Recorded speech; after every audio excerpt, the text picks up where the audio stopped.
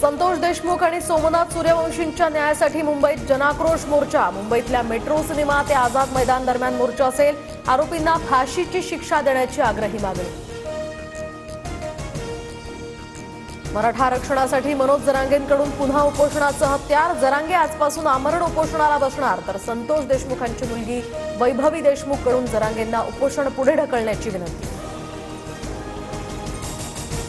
OBC आरक्षणासंदर्भात निर्णय होईपर्यंत निवडणुका होऊ देणार नाही, ओबीसी नेते वडेट्टीवार यांचा इशारा। तर स्थानिक स्वराज्य संस्थांमध्ये साधारणतः 50,000 जागा ओबीसींच्या असल्याचीही माहिती। काँग्रेसची आज राज्यभरात निदर्शनं। लोकशाही वाचवण्यासाठी काँग्रेसचा एल्गार। भाजप आणि निवडणूक आयोगाचा निषेध करणार। नागपुरात नाना पटोलेंच्या नेतृत्वात आंदोलन। राज्यस्तरीय सहकार संमेलनात शरद पवारांच्या कामगिरीवर अमित शहांचा हल्लाबोल। तर पवारांनी 10 वर्षात शेती सहकार क्षेत्रासाठी काय केले याचा हिशोब द्यावा, शहांचं आव्हान। सहकारी कारखानदारांना ब्लॅकमेल करून भाजपमध्ये प्रवेश। अमित शहा सहकार क्षेत्राला शेअर मार्केटप्रमाणे चालवण्याचा प्रयत्न करतायत, संजय राऊतांचा पलटवार। उत्तम जानकरांचं दिल्लीतलं आंदोलन स्थगित। जंतर मंतरवर आंदोलन करण्यास परवानगी नाकारली। जानकर आता 1 फेब्रुवारीनंतर सर्व राजकीय पक्षांशी बोलून पुढील दिशा ठरवणार।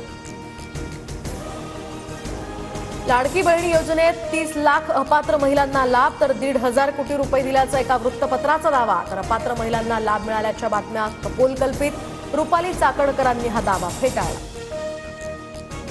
आजपासून एसटीचे नवे दर लागू। तर एसटीच्या तिकीट दरात 15% वाढ। मुंबई ते पुणे प्रवास 80 रुपयांनी वाढला। प्रवाशांमध्ये यामुळे नाराजीचा सूर।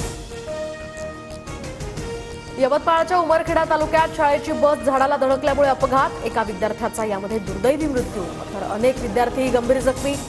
दिवटी पिंपरी ते दहागाव या दरम्यानची घटना। माजी न्यायमूर्ती नरेंद्र चपळगावकर यांचं निधन। तर दीर्घ आजारामुळे वयाच्या 86व्या वर्षी घेतला अखेरचा श्वास। पत्रकारिता, अध्यापन, लेखन, वकिली, न्यायदानासारख्या क्षेत्रात त्यांचं भरीव काम।